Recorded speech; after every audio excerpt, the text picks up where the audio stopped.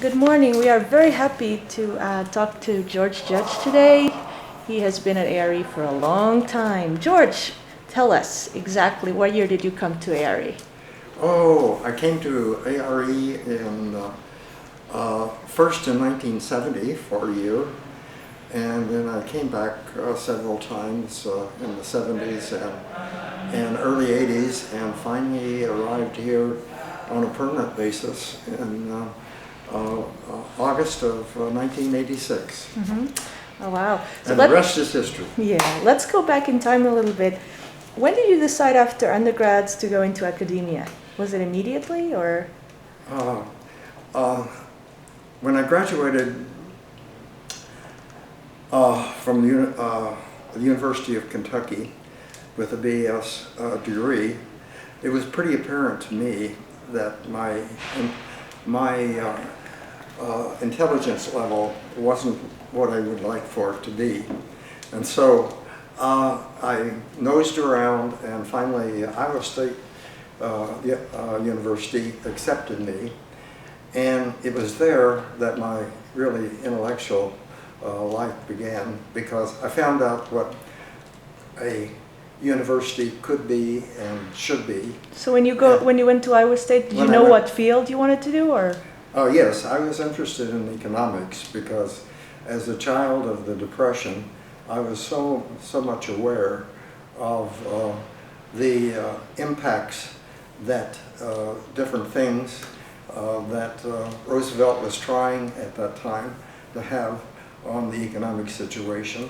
And so I thought that this would be a good place to start in terms of trying to sort out some things.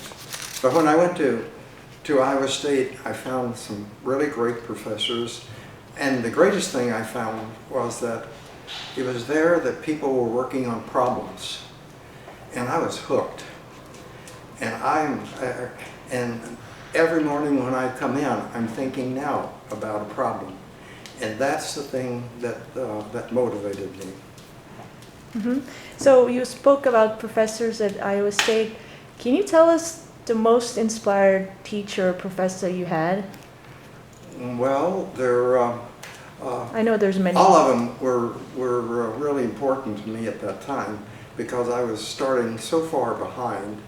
And one thing that I made up my mind was that I was never, if I could have it, going to get behind again. I was going to try to be at least as close to the forefront of knowledge as I possibly could.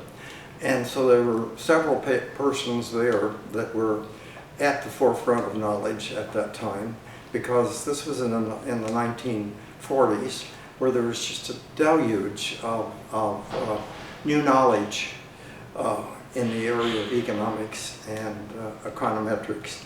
And these professors were on top of all of the things that were happening at that point.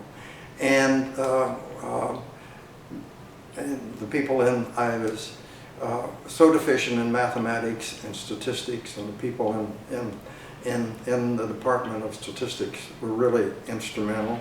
And the really good professors in economics and micro and macroeconomics, like Ken Boulding and Leo Hurwitz and so forth, were just they were just super.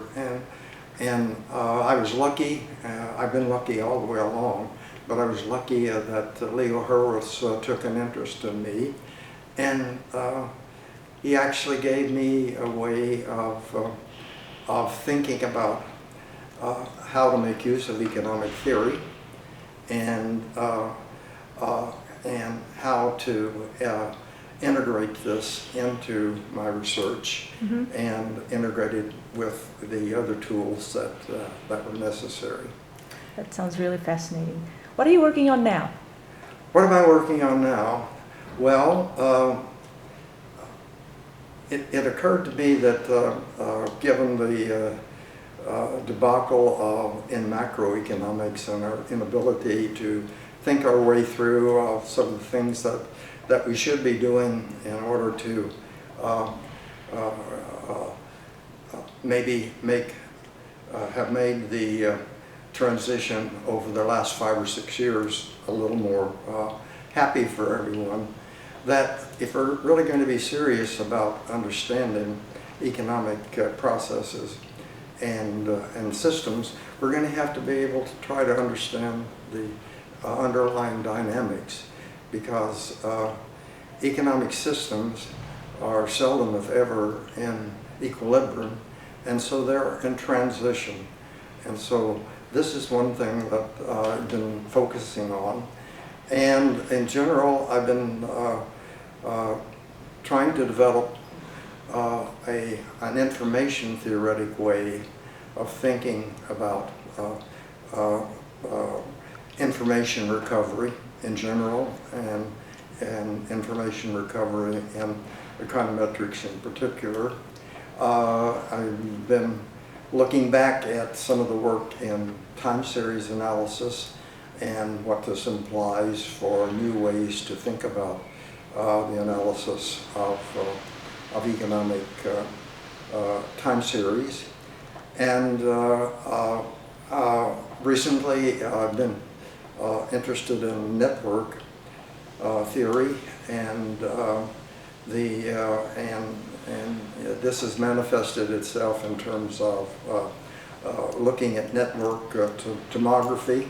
And one of the examples that we're looking at now that is a situation that occurs a lot of times in economics is when we have the macro information, but it's really the information that's coming from the micro that we really want and that is so important to us.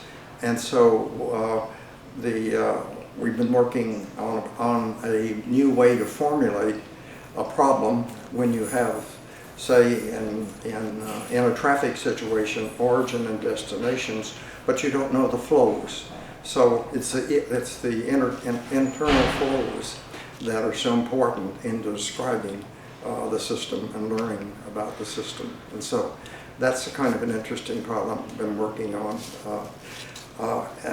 recently, along with some problems on independence testing for economic data from a non-parametric point of view, because it seems to me, again, that looking at things in a non-parametric way kind of dominates the things that we've been doing in terms of semi and parametric ways. Mm-hmm. All right, George, you're one of the first to arrive at Giannini. Tell us, what makes you like to be at ARE and Giannini Hall? Oh, this is a great place to work. I have worked in a lot of departments around the world, and in Britain and France and across the U.S. And unfortunately, in a lot of departments, economic departments, I think in particular,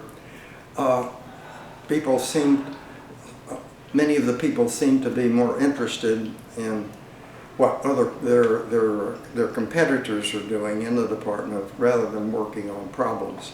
And so at Giannini, it's a different situation. Everyone here is independent. They have neat problems to work on. They aren't worrying about what the other people are doing, but they're willing to help and try and reinforce what they can do to help others.